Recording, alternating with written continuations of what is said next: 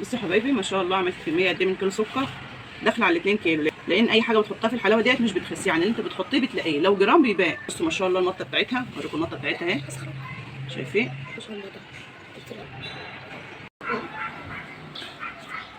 تحس انك انت عامله حته سفنجه، لانها معموله بمقادير مظبوطه، وما شاء الله ما بتاخدش وقت كتير خالص ومش مكلفه.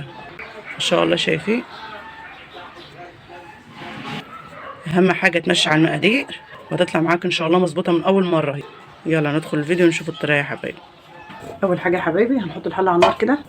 طبعا يفضل تعملي في الومنيوم علشان بيمتص الحراره معاكي بسرعه. وبعد كده لو تعملي كيلو سكر، لو نص كيلو السكر بيبقى كوبايتين. هوريكم الكوبايه اللي بعاير بيها. بعد كده هنزل كوبايتين ميه، طبعا الكيلو السكر باخد كوبايتين ميه. هنزل باول كوبايه، وكمان نص كوبايه، ونص التاني. هنحطه كده طاسه صغيره ونحط فيها نص كوبايه الميه، ونضيف عليها 8 معالق جيلاتين. لو هتعملي نص كيلو سكر هيبقى كوبايتين سكر زي دي كده. عليها كوبايه ميه، بتاخدي نص كوبايه الميه تحطها على السكر، نص كوبايه الميه التانية تحط فيها ايه؟ الجيلاتين. حطيت كوبايه ونص ميه هنا، ونص كوبايه الميه التانية احط فيها الجيلاتين. طبعا انا عامله 4 كوبايات سكر، عامله كيلو كامل، يبقى احط لهم 8 معالق جيلاتين.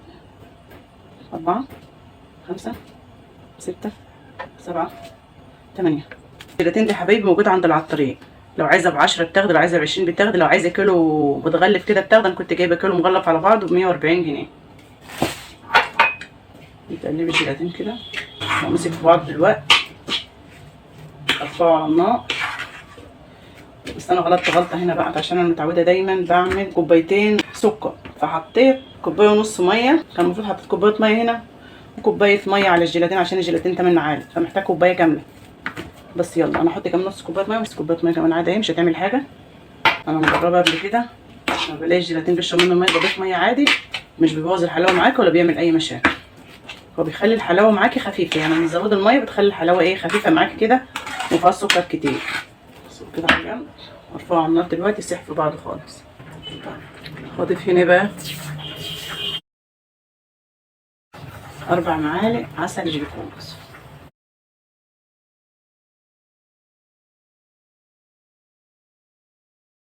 يعني الكيلو السكر بياخد معاكي كوبايه عسل جلوكوز كبيره مليانه. هسيبهم بقى يغلوا مع بعض كده، وارفع دولت على عين البوتاجاز كده على نار هاديه علشان يسيحوا.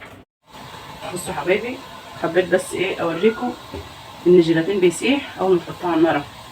طبعا خدت الحله التانيه حطيتها على البوتاجاز، بس انا حبيت اوريكم ده ايه عامل كده، ان اول ما تحطوه على النار هيسيح منك على طول.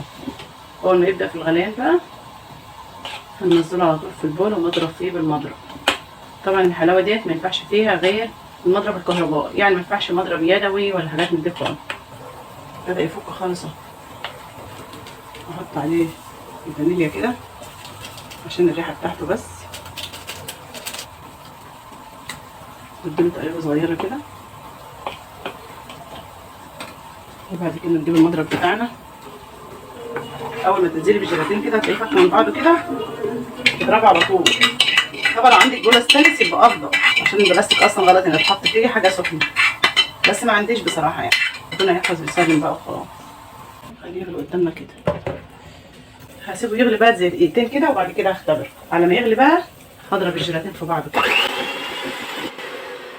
هختبر بقى ايه الشربات بتاعي، عشان تعرفي ان الشربات بتاعك ناجح، بيطلع الحلاوه معاكي حلوه. تاخدي شويه على المعلقه كده، لو ما لقيتيش المطه دي تعرفي ايه ان الشربات بتاعك عايز شويه كمان على النار. يعني هو بياخد زي 3 دقايق كده من بعد الغليان، ولما يبرد بقى اكتر بيعمل كده. بعد كده انزل واضرب. بسم الله الرحمن الرحيم. شويه ودوبهم.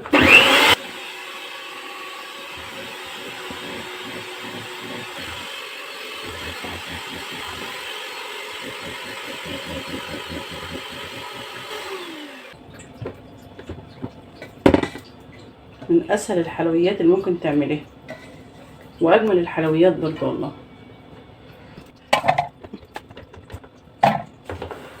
اضرب بقى.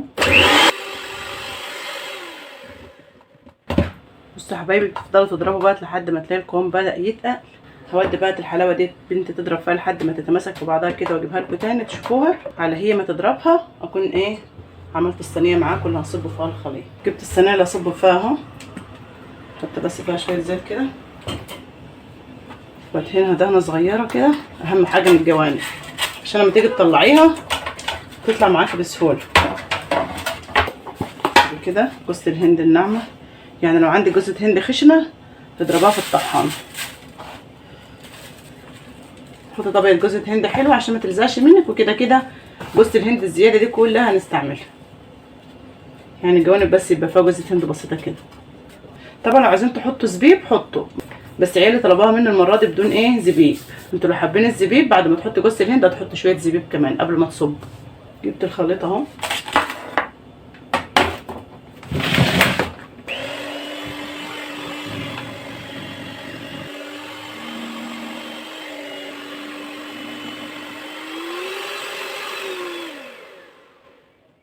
لما توصل القوام ده كده تعرف ان هي بقت مظبوطه. اول ما تيجي تطلعي المضرب من تحت كده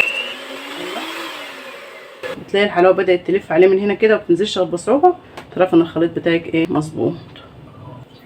على طول تصب الخليط، ما تسيبيش ثواني حتى، مش دقايق. بسم الله الرحمن الرحيم. طبعا بتعملي في اي صينيه عندك، صينيه ازاز، صينيه الومنيوم، قالب الومنيوم بتاع كيك. نزله بالخليط اصلا هو يعدل نفسه، مش لازم يعني تمشي على طول كده في الصينيه زي ما انا بعمل، هي تعدل نفسها دلوقتي. اللهم صل على النبي. ازاي كده،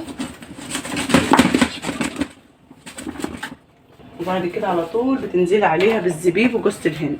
لو تحط زبيب برضو يبقى الزبيب الاول هنا، هتحط زبيب تحت يبقى الزبيب بعد جوز الهند، عشان الزبيب يلزق على طول اكتر من جوز الهند. جوز الهند بتبقى صغيره وبتمسك، لكن الزبيب بيبقى حبايته كبيره مش بيمسك بسهوله. يعني انت لو حطيت الزبيب فوق جوز الهند مش هيمسك، يطلع منك كنت بتقطعي.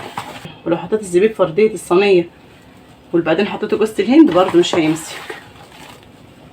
يا رب يكون كل حاجه وضحت يا حبايبي. عملتها لكم اهو بدون تسجيل، كل حاجه عملوا قدامكم. تفضلي تضربي فيها بالمضرب لحد ما تلف معاكي ما شاء الله، ما بتاخدش وقت خالص، ومشروع ممتاز. يعني لو عايزه تعملي مشروع من بيتك بصراحه دي مش متعبه ومكسبها 100%. هسيبها كده يا حبايبي للصبح. لو انت مستعجله عليها شغال عليها المروحه من 4 ل5 ساعات.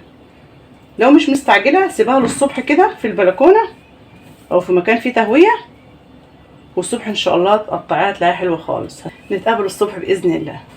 بصوا يا حبايبي كده تاني يوم، طبعا معلش النور طافي والعيال مصر اللي انا اقطعها، عشان كده ايه فتحت الشباك كده وقعدت على الطبليه وبقطعها لكم. بعد كده يا دود تيجي كده من عند حروف الصينيه وتعملي كده عشان تطلع معاكي بسهوله. عايزه تعملي بسكينه اعملي بسكينه. لو عايزين تاكلوها بعد 4 ساعات ولا 5 ساعات هتاكلوها، بس انا طبعا زي ما قلت لكم كنت عاملاها الساعه 3:30 كمان بالليل، وعملتها ونمت بقى وسبتها. حطيتها تحت الكرسي كده لان الجو يعني ايه مش حر قوي. لو انت عاملاها في الحر ومستعجله عليها شغال المروحه عليها بس 4 ساعات وتاكلوها بالهنا والشفا، بس بلاش تحطها في التلاجة.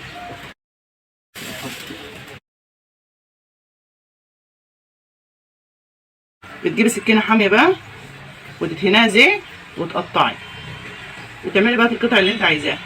بسم الله الرحمن الرحيم. مش قلت لك المقص احلى؟ المقص احلى؟ امسك عليكي؟ لا انا همسك. بسم الله الرحمن الرحيم. كده؟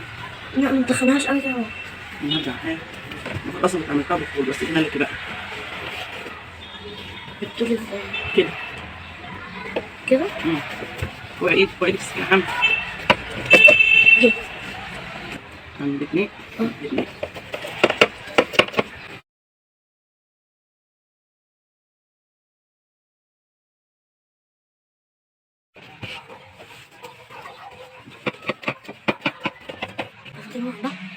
دي بتاعتك لا انا عارف فيها.